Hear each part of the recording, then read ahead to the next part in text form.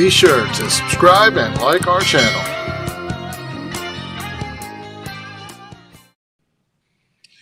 Well, Zach, yesterday we were supposed to have a show too, but that didn't happen, right? Because yes, 6 feet of snow killed all internet. It's the way of Toronto. Not for us. What can I say? No, it wasn't us. That was out in Colorado. So Andy Blackwood, we're going to have him on Monday to make up that show. So if you were watching yesterday and you're like, there's no show, you guys lied, blame it on the blizzard, because it totally was the blizzard's fault. Yes, and we will get that vampirism show this upcoming Monday. So fun times. Yeah. Though it's something that's a little spookier if it's like late at midnight and we're doing a vampirism show. Yes, it is. With the ambiance of the backdrop. Where are we at, Zach? Where are we broadcasting live from? Where are we broadcasting from? We're from 607 Gerrard Street East in Toronto, Ontario, Suite 401 and 2. We have most of the floor. We're taking over. Correct. We are taking over, at least Toronto. So that said, today, who is our fine guest? The mystery guest, which is not so mystery because they're on the video already. There we go. Well, our fine mystery guest is Alison Chicosky. She's a scholar and practitioner of a variety of forms of optometry and focused results-based magic. She's especially interested in Solomonic magic and Graeco-Egyptian magic. Specifically, we're talking to her about the PGM. And she's also well-versed in soul flight and psychic magics of various kinds. So welcome to the show, Alison. I actually think specifically we're talking about the Helios Rite. It's not just the whole PGM. It's the Helios Rite. The PGM's like 500 pages. It's huge. 1 hour. That's what you guys get on Deeper Down Queen City. We could summarize that in 1 hour. Quick, Alison, summarize the entire PGM in 5 minutes. I would like to hear that. I'd like to hear that too. I think that'd be a great video graphic info type of thing. I'd be like, shit, yes, 5 minutes. I mean, and it's a series of thousands and thousands of rituals. So 5-minute summary would be the most awesome summary I've ever, either the most incomplete awesome summary I've ever seen or just completely awesome. Also, a lot of people associate the PGM with the book that's collected them by Hans Dieter Betz, but there's actually a whole lot of museum texts, some of which were translated to put into that book. But because it's magic from Egypt during the imperial era, from when it was a colony of first Greece and then Rome, we could actually find more PGM spells. Like there could be more. So total genre. Yeah. One of the things is that the PGM's having its day, sort of, as in it's become real popular recently. What convinced you to kind of write a book? Besides that, what convinced you to write a book on just the Helios Rite? So 2 things. Number one, people have been asking me to write about the PGM for years. And originally I was like, I'm going to work on a book, but books are very long and I wanted it to be very comprehensive. So in the meantime, I figured, why not just put out a little monograph about a single spell? And it's a spell that I feel very accessible to people. It doesn't require any weird materia. It doesn't require any materia. In fact, it just says, address this to the sun, as the instructions. So it's a quick little spell. It's good for a whole lot of different things. Can even be done as a daily self-targeted empowerment. So I really wanted to get that out there for folks who are saying, I hear a lot about the PGM, but I don't know where to start. I opened it up. It's like sacrifice a falcon. It's going to drop, what's going on here? I don't even know. So that's probably not the worst thing in there, honestly. Yeah, it The really sacrifice the isn't. falcon. There is a lot of animal sacrifice in the PGM because it is ancient magic, and that was just a part of their practice at the time. In fact, we've got archaeological evidence suggesting that they had temples where they bred sacrificial animals, right? So that was like a business. Just go down to the temple, get yourself a falcon, call it a day. As an initiated voodoo priest, you're not going to see me flinch too much about that. Yep.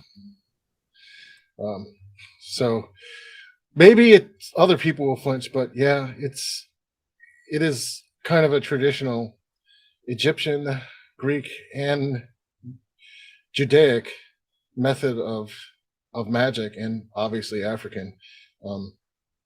So not quite our sensibilities, but if we come to the point soon where we have to grow our own livestock, might be again.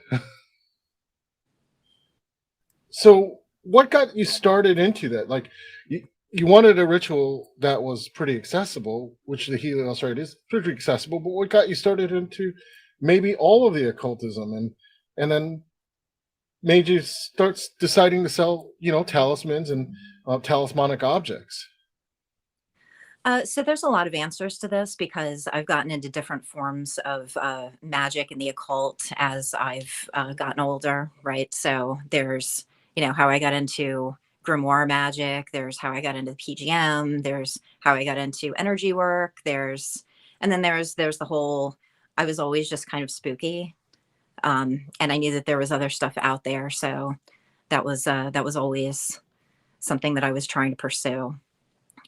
However, the way that I got into the PGM was that I heard that there was a ritual to contact your holy guardian angel in the PGM, and that there was a spell that had been based off of it, and that was Liber Samek. And it was on my list of things to do for that year. I wanted to explore the Holy Guardian Angel thing. So I decided to pick up a copy of the PGM, which in English is the Greek Magical Papyri. And you'll hear us call that PGM a lot. That's the abbreviation, Papyri Graeco-Magicae. So I picked it up, and looking at this text, it is very different than what I was expecting. There's almost 2,000 years between some of the spells and now, so it's a different culture. It's a very different time period, and some of it was just mysterious and didn't really make sense. So the idea that there was a mystery to decipher and that would lead to more powerful magic, I was hooked. So I've just been studying the PGM for years, practicing out of it, and several of the items that I make professionally are enchanted with PGM spells. Now, how I got to do this professionally is that I was in corporate America. I thought that I would ride out the whole rest of my career in corporate America, and I got hit by a wave of layoffs. They laid off the whole team I was on. So I had already been making enchanted items for a while at that point and giving them to friends, right? Because they're useful.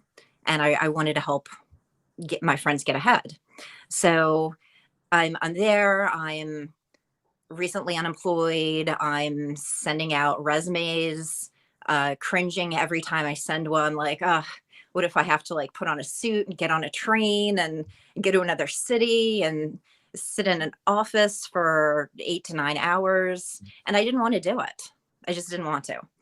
But I was still trying to get a job that way. And as I was sending these resumes out, folks started asking, "Hey, do you make these for sale? These enchanted items?"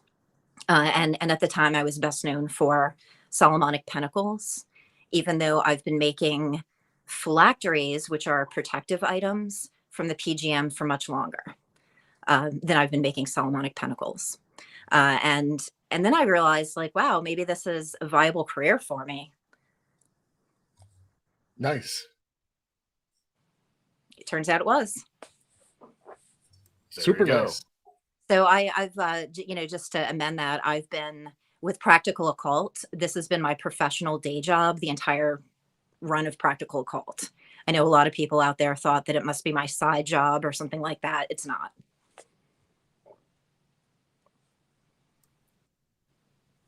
Insider scoop, everyone. There you go.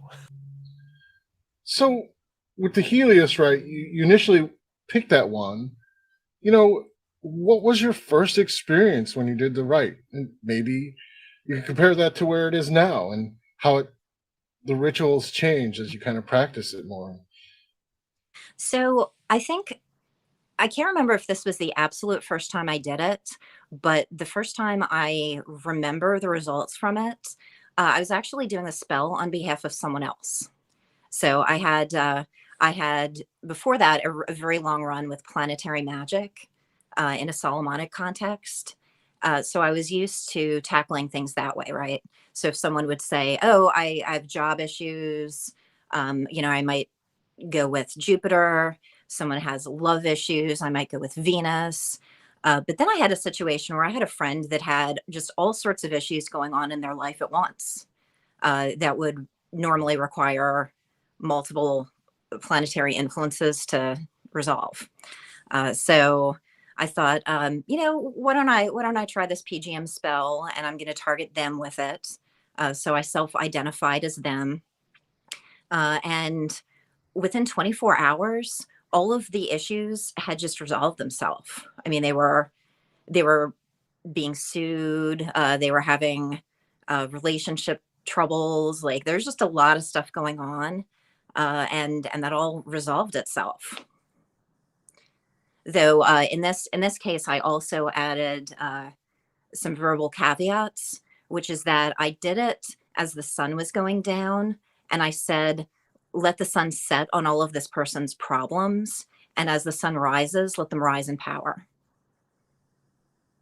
And that's what happened. So huge results. Now, with the Helios specifically, those are big results. Those are incredible results. Having practiced other PGM pieces, have you found other rituals have a similar effect, or are they more specific and targeted? Because that was a very more blanket statement on what you're talking about there. I mean, I've gotten some really amazing results from some really simple spells in the PGM. There's one spell in there. There's actually a couple that say that they're to restrain anger, and I did one of those spells on behalf of a friend who was in a domestic violence situation, targeting my friend. And now this is, as in many domestic situations, this is something that had been going on for like a period of time where the cops had been called many occasions, and like really nothing was being done through official channels, which is sadly often the case. So when I did this spell, I was restraining the anger of the uh, attacker towards the victim, and I honestly, I didn't know how it was going to turn out. It was a test, and within 3 days, the offender was arrested, and they were in jail for so long that the person I was trying to help was able to just move on with their life.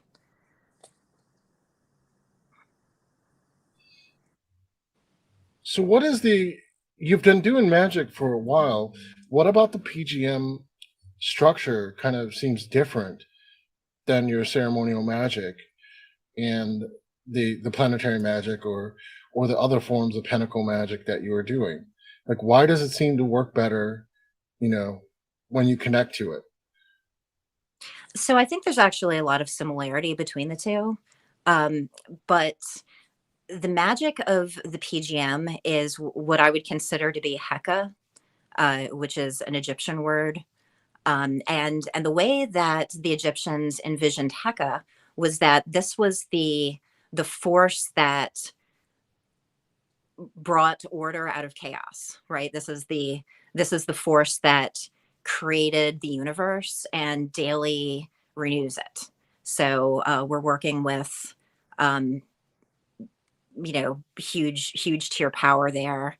And the idea is that that can be harnessed to bring into your own life. And actually, that's what's going on in the spell to Helios, because if you read the spell, which is not only available in this booklet, but also on my site, Practical Occult, I've got a little resource section set up. So it's got the translation of the spell, music to go with the spell, some pronunciation guides, things like that. But if you read the spell, you'll realize that it's a narrative charm. It's got a narrative charm part to it, where it's telling the story of how the sun caused the earth to flourish. It's talking about how the sun god laughs, and things are growing and animals are reproducing, and it's just bringing all of this vitality.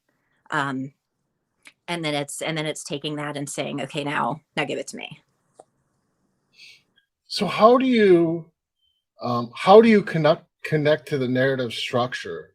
Because you mentioned that you're doing some energy work. How do you connect to that greater narrative, like to really connect and enliven it, to bring it into being when you're doing the rituals with the PGM? I mean, so for me, it can just be as simple as either being in the actual sun, like just getting in sunlight and feeling it on me, or now that I've done it so many times, I can just reach out and feel it. So this spell is equally good 24 hours. The sun doesn't have to be up to do it. You can do it at night. Still works.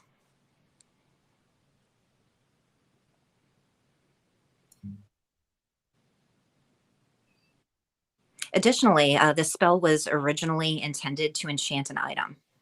So me using it to enchant myself is a little bit of an innovation, but not really too innovative there.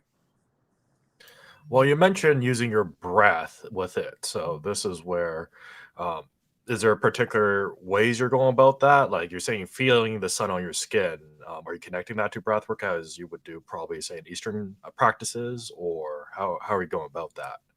I don't really have any Eastern breathwork practices. So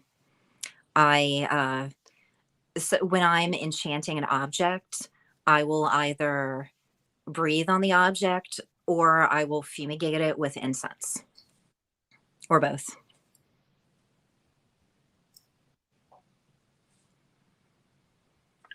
So if people want to get into PGM work, how do you recommend they start with this? With obviously with the Helios ritual, you said it's just generally accessible, but how would you tell them to approach this and to go into the first time of doing the Helios rite? What should they get ready? What should they do? How should they come to it? So this particular rite does not require any materia. So it's okay if you don't have a closet full of falcons to draw on, or things like that. I personally tend to add flame and incense to mine, just because I like that. However, I know that that's a problem for some people who are trying to practice on the down low, or might be living in a place that's not amenable to that. So you can just emit it. And if you do need that extra something, I would say try to stand in the sunlight while doing it. But that's also not required.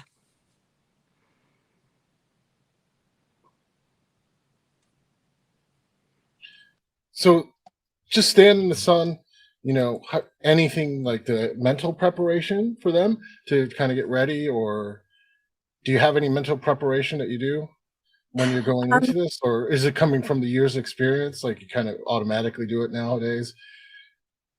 Yeah, I am about seconds away from that trance state that one tries to gain from magic, just at any given time, right? because as a professional, I just do magic all the time. Sometimes multiple times a day. So it's something that I've built up a lot of years of practice with, but I don't know that that's required for this magic. I have posted some things in the PGM study and practice group on Facebook, which is an excellent resource for folks that are trying to learn and talk about the PGM.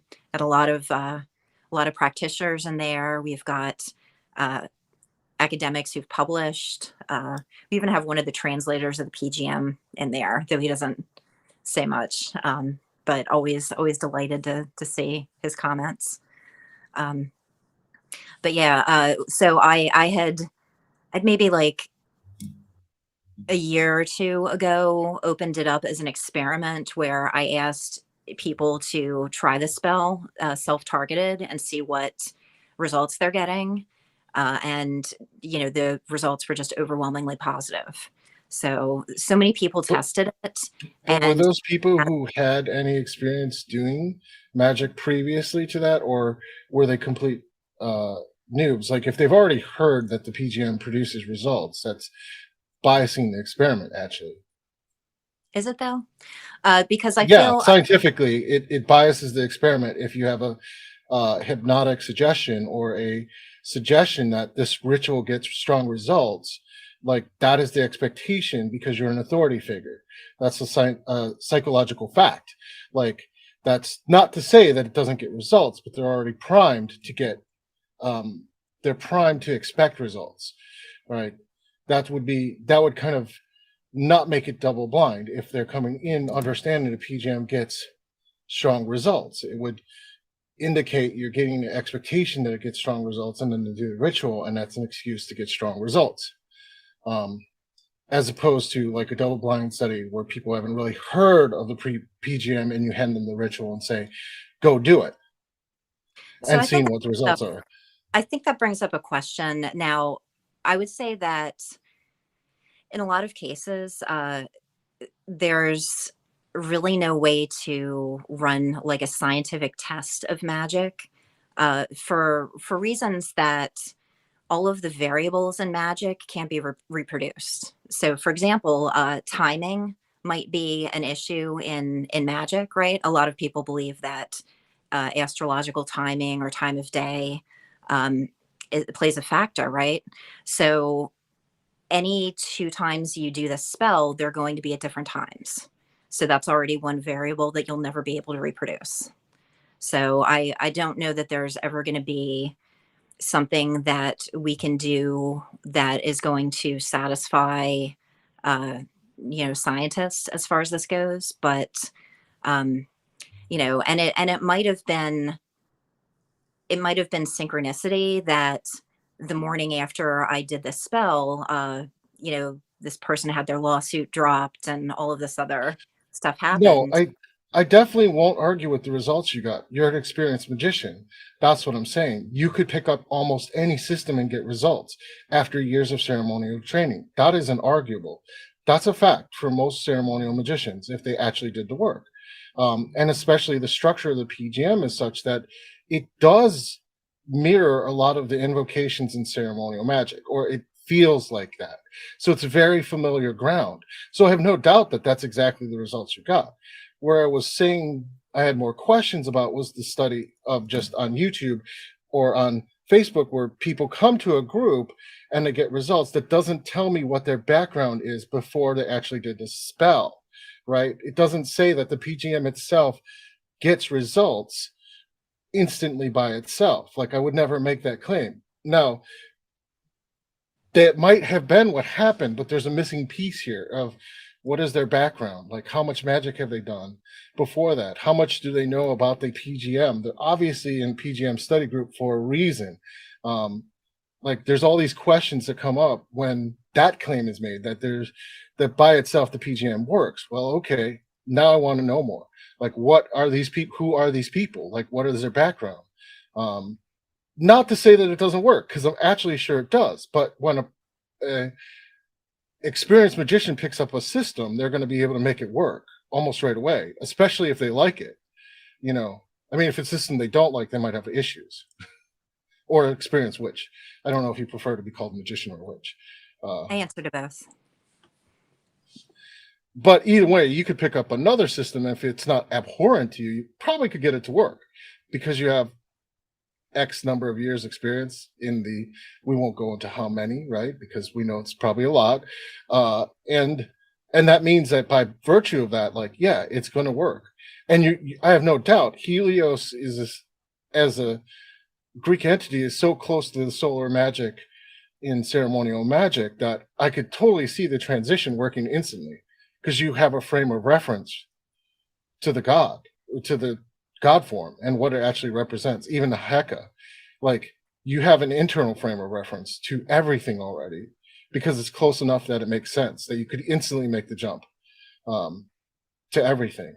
But I guess I was asking about, like, because when it's sort of like someone comes on the PGM group and to get results, that I want to know what their background is. Like, what is going on with them? Because I need to, did the PGM get results, or are they a good magician? Right. So both can be true at the same time, right? They could be a good magician and the PGM gets results, but separating them out's a little tougher. Sure. And there's always going to be a mixed bag when you are in a large group like that and you do an experiment. So I would imagine that, some folks were experienced practitioners and other folks less so. And right. And plus that are the people who say they got something, the only people who respond, right? The negative response is people don't admit they did something that didn't work, right? They did it, but then it didn't do anything, so they don't say anything, because social media is performative. I mean, that's also a possibility too. That's not to say, like I'm saying, that I don't think the PGM works. I know the PGM spells work. It's just kind of like, where is the locus coming from? Like, is it just because people are good practitioners, or they got a synchronicity? Like, and that's an important question, right? Like my experience of the PGM is that some of these spells take a little bit of time to acclimate to if you don't have a frame of reference. So I will say that I've been recommending this spell for a couple years now, and I've recommended it to people who have a lot of hardship in their life, right? So whatever other magic they can do, it wasn't sufficient to lift them up. But then when they started doing this spell as a daily practice, they found their life getting better and better in a lot of different ways. Right. Objective, like, getting more money at work, or, someone who was having car trouble had someone offer to carpool with them, so they didn't have to take their car. And were those all, like I said, I totally believe that the Helios ritual will work, but like, they had a content for the sun, right? Or they've done other magic. I feel like everyone on Earth probably has a context for the sun. That one is probably true, yeah. But not necessarily in this context, because you're calling the 12 benevolent hours of the sun, everyone has a context for the sun, like you go outside, but not the graces of the sun, especially not what's in the Helios ritual, like the benefacts of the sun. Like, but if they're used to doing some magic, they might have some notion of that, like the sun is this source of glorious goodness in the world, as it were. Except if you're in the desert, then people might have a different context of the sun. Yeah, that's a little rough on the desert suns. Like, really, all I can say is just to encourage people to check out my resource site on practicaloccult.com, where they can get a translation of the spell that's just right there, and they can try it for themselves and see how that works. And hopefully post about it on social media so it can get back to me. Or they could email you directly, and tell you that totally worked. Now that said, is there any other spells from the PGM that you like that maybe didn't write a book yet, but you still love them? Sure. I would say that my previous favorite spell before this was the Steely of Jew, which is the headless rite that everyone's maybe not everyone's familiar with, but it's definitely probably it's one of the most well-known spells out of the PGM. And I actually had been using the formula that starts it off, where it says "subject me all diamonds," I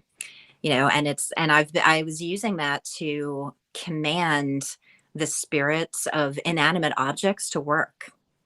So I've done really useful things like commanding my dead battery to start in my car. Uh, one of my friends also used it to start their car when they found themselves with a dead battery in a parking lot. I used it to unjam this. I use a dental drill sometimes when I engrave, and I'd been carving a lodestone with it, right? So I had all this magnetic dust that had like jammed up the insides to the point where I couldn't even disassemble it to like air it out. And I was like, oh no, am I gonna have to like contact customer support about this and ship it back? Like, what am I gonna do if I can't get this to work? And finally, in desperation, I just like commanded the spirit of this thing to work. And then I was able to get it to take it apart and air it out and get it to work again. So I've used it a whole bunch of times on appliances that weren't working and things like that. And this was also another experiment in the PGM study group where I opened it up and said, "Hey, I'm doing this. Just does this work for other people?" And people were responding positively, though it doesn't have 100% success rate, right? Like it tends to work better for things that are like software or electrical issues or things like that. Makes Whereas, sense actually, because that are easier to glitch. yeah, so for example, like uh, let's say you dropped your phone in the water and now it's like rusted or whatever, like you're probably not going to fix that. But I've had people say they had like a smartwatch or a smartphone or thing like that, and it was glitching to the point where it wouldn't turn on even when charged. And that's the sort of thing that this is good for. Yeah, that makes sense. That's a glitch, software glitch that you can control. Then you just get it to switch some zeros and ones, and you're good to go. Whereas probably if you had a larger mechanical failure, then yeah, it gets a little rougher. If car drops a transmission, it's probably not good. Low tougher on that one. But a battery, you might be able to eke out just enough to get it to turn over. Right. And I still had to replace my battery like shortly thereafter, but Right. I got It was just enough to get to the car dealership or it was. replace it. And then when it died so hard that it wiped out all of my radio information. Right. Like it was dead. Right, you got enough to just make the chemical soup in the battery, turn it over, and get to the car part store. Right. And yeah. Yeah, and I have an animistic worldview, right? So I really believe that I'm talking to the spirit of the object and that it's trying really hard for me. Right. And then it died. So it tried really hard, but then the battery died. But it was dying anyway, but it sort of gave its It went the extra mile. On that. Right. I'm over here like, please, just a little more. Do a heroic deed before you die. Oh, great battery. I'm not making fun of it. Become a legend. Become a legend. Actually, the battery is a legend because we're talking about it. I know, because we're talking about it. It's going to be immortal, provided that, well, immortal up until the internet ends. Since video doesn't have any physical stones to recorded or paper. So, but you should thank the battery by writing it down in the story, putting it in a safe, so then it's immortal. I have sadly already replaced that battery. I did not keep it. So, which But is a shame. the story is told. You're right. Maybe 200 years from now, if I had kept it, it would be in a museum, leaking corrosion all over the place. Well, in a way, we're linking this back to the narrative structure of the PGM magic. Like, we're talking about the magic of this battery that gave its last heroic kind of sense because it got touched by divine forces, and then at that point, it made a heroic effort to get you to where you need to go. And that's, I mean, it's loosely interpreting, but it is sort of putting it into a context of inspiring people who might be listening to the types of magic that is possible, or touching the original source of the headless ritual through the story. Right. And I'm really all about practical magic. Like, I want things that make my life and the lives of other people objectively better. And being able to get my car to start when I'm stranded, that made my life objectively better. So did you have other uses for the headless ritual too? Like, I know what it's usually sometimes considered a partial substitute for communication with your own soul, and it's not quite the Abramelin ritual, but So I would say that I do not believe that that spell puts one in touch with their holy guardian angel, but I say that with a grain of salt because I haven't done the Abramelin ritual, so I don't. It's like when you're talking about something that you don't have context for. There's always a little bit of guesswork involved. Though right. I do believe that spell connects you with powerful spirits. I just don't believe that any of them were my holy guardian angel. So what do you think those spirits are then? Just spirits around you, or spirits of the universe, or? Uh, yes, both. I have noticed that when I do it, spirits around me kind of join in. Sometimes it seems almost like a little chorus of spirits doing it, which is really fascinating. And I've heard other people report that as well. But yeah, I do believe that it connects you to larger, more universal spirits. And I hope to write about that in a future monograph. Oh, so it's come.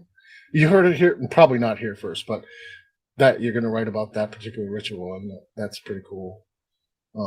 It's so not not quite, but I will definitely try to write about that. so not quite the holy guardian angel, but something universal,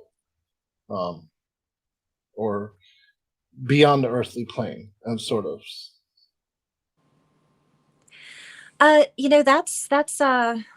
That's also debatable, right? Because I believe that definitely some of the magic in the PGM is sublunar, right? So it's not necessarily like I'm calling on the energies of the planet Mars or things like that. Everything seems a little more closer, and also in some cases chthonic or subterranean. That is definitely true. There's a lot of parts of the PGM that deal with entropic forces, or definitely the forces out of Tartarus. The more difficult, or the more scary, what is generally considered scarier. They're not scarier, but for many people, they consider them scarier or aggressive or primordial. Or they touch on death, which scares people the most usually. Right. Yeah, there's a lot of necromancy in the PGM.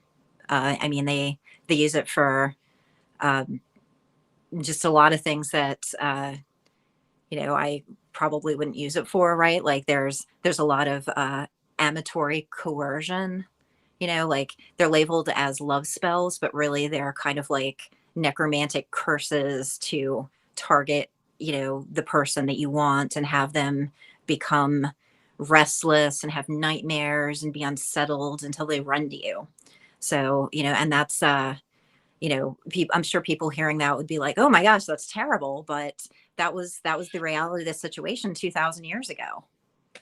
Yeah, but I mean, some people might think that's horrible, but isn't that what a lot of people actually pay for when they're asking for love spells? I mean, there's probably a whole group of people that actually are okay with that, and that kind of spell, like I've seen that kind of spell in Celtic myths too. Like this certainly in the Conjure, which I know more about.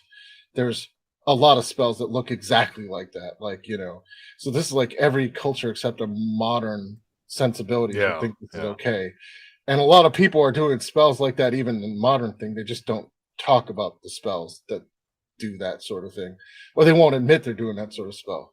I mean, I take the approach. I'm with you on the general scorn you have.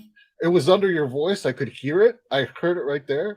Like, why would you do that if you actually cared about someone? Like, I heard it. You could have said it. Like, we saw it. We saw it right there. We I did. totally agree with that sentiment that I saw. Like, okay, like that ain't love. I don't know what you think you're doing. That's basically abuse, but okay. There's a lot of people who do spells like that more than either any of us would probably be comfortable at knowing. That's likely true. And actually, I've considered those spells as curses, right? Because the way that they work is you're trying to get someone to do an action, and it's basically cursing them until they do that action. No, So in these this is cases, one place where I totally agree. I've always considered that love spells for a particular person are curses. Like, Yep.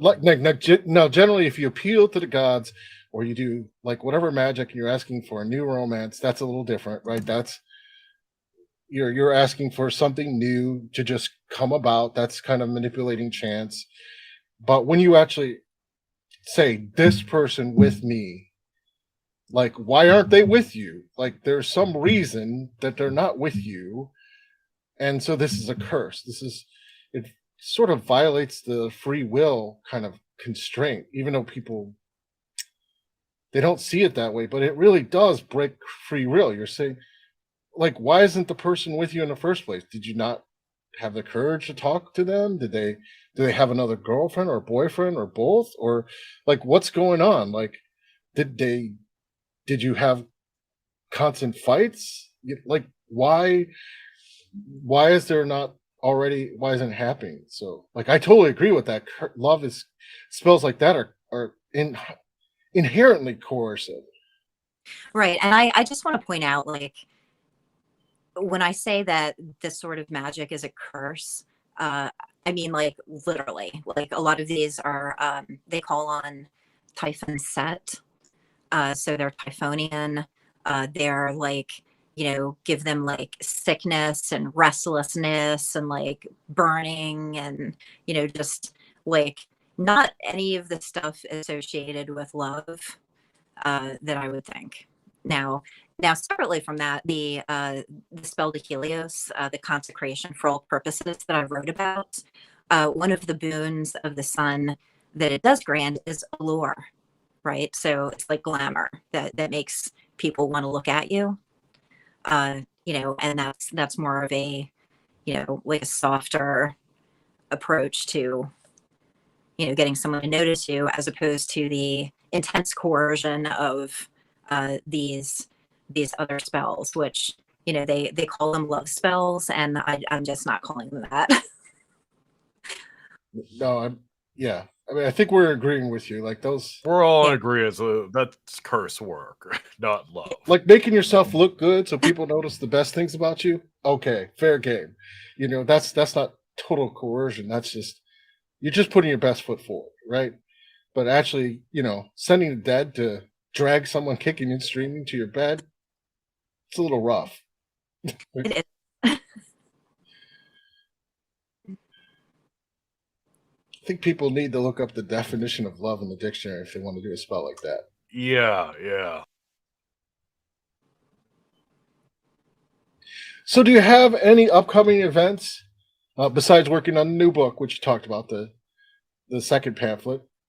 Do you have any events coming up or things that you would like to talk about or mention? So So, I do not have any events coming up. I also took this entire year off of events just so I could write. I Last year I did a conference called Astromagia, which is a conference about the magic of the stars. And I was asked to present about the PGM. So one of the questions you had earlier is, how did I pick this particular spell to write about? It was a presentation that I had done first. So I spent months researching this, probably about 9 months of work with the writing and the research, just to get this incredibly slim little volume. So just distilled a lot of information in there to boil it down and hopefully make it really accessible to people. Sometimes people will say, like, what book do you recommend that can just explain the PGM? And while there are some books out there like Skinner's Techniques of Graeco-Egyptian Magic, there's really kind of a need for more, right? Especially, it would be especially intimidating to have to pick up this huge hardback book and digest it before picking up the PGM. And the PGM isn't something that most people can just pick up and work from. I once joined an online like PGM study thing, and it was not associated with the PGM study and practice group on Facebook. It was just a group of people that were like, hey, let's do a little like study group together.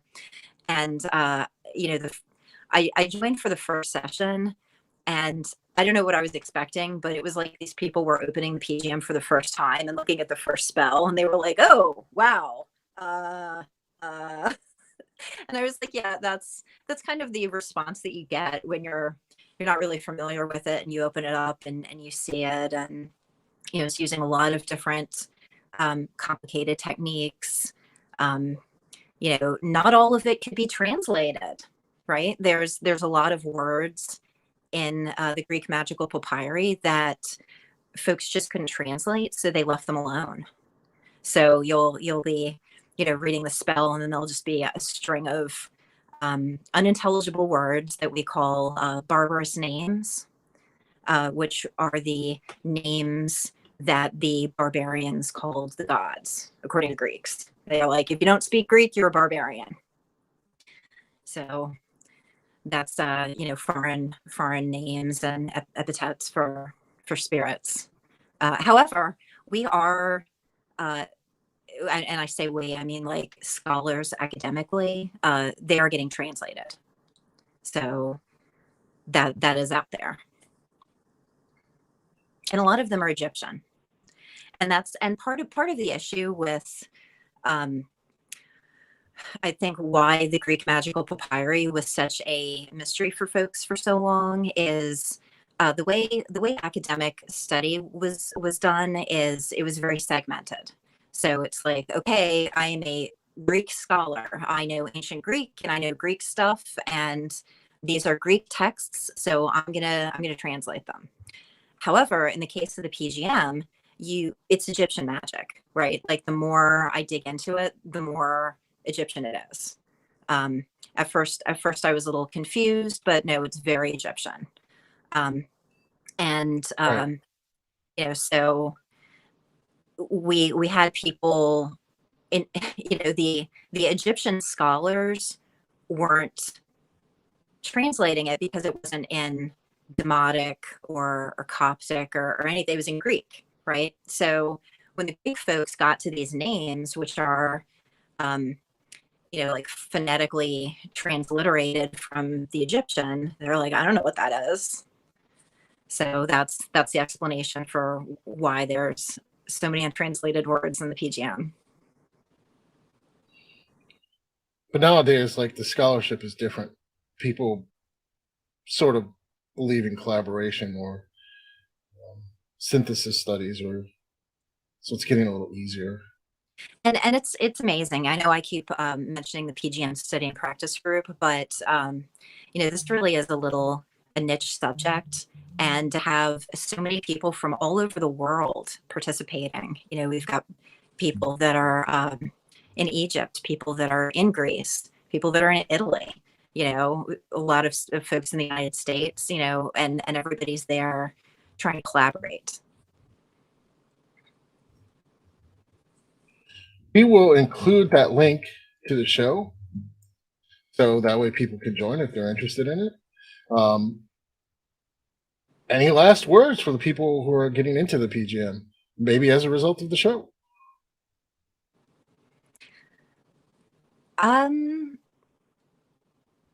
Not really, no. No. If people are interested, our public library has a copy of Dieter's PGM.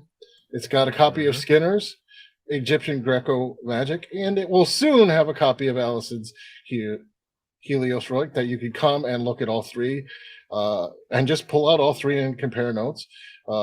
In the public library, our public library, that you can that we have with about 1,000 occult books. So if you're interested in the stuff that you heard, we have it all here. You can kind of check it out. Of course, if you check it out and you like the Helios Rite that you read, we're going to tell you, well, you got to buy it. Yes, you That's do. the whole point. We'll be watching. Right, and also just to let people know, this little monograph, it's short.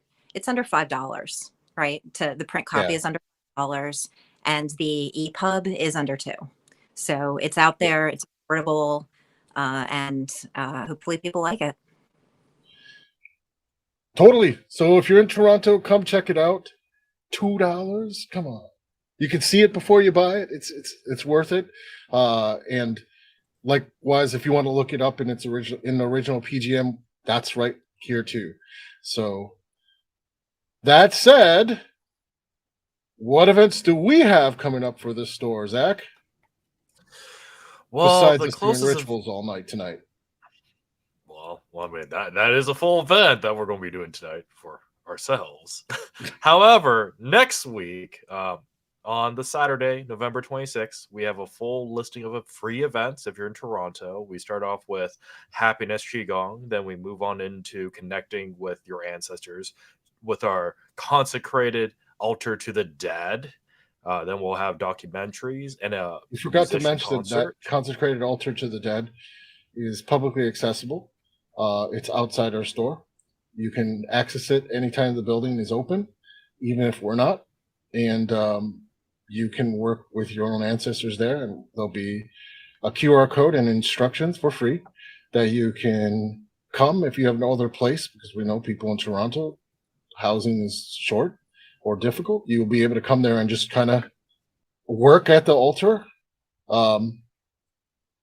do what you need to say and do what you have to do, and all the instructors will be there on a QR code that you'll be able to look up some general methods, no charge. You just come and kind of work with it as you need to.